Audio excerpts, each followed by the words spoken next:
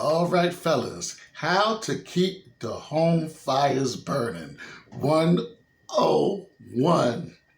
All right, you gotta keep her on her toes. You gotta surprise her. Not just a ring or a rose. You gotta give her an appetizer. All right, now this is what I did today. I worked out, so I'm a little sweaty. Just finished doing the hip hop ass and all that. All right, look at this yummy, delicious cake.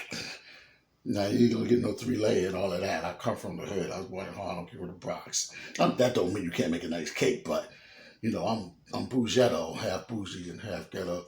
So she gonna get a bougetto cake. But my mama always says it's the thought that counts. Now you gotta put a little bit more icing on it. Kamal's world famous, yummy, delicious vanilla cake. We just had a lot of chocolate, lady. I have a chocolate lady. We had a lot of chocolate lately. And I get the chance to do this. This is how we do it. When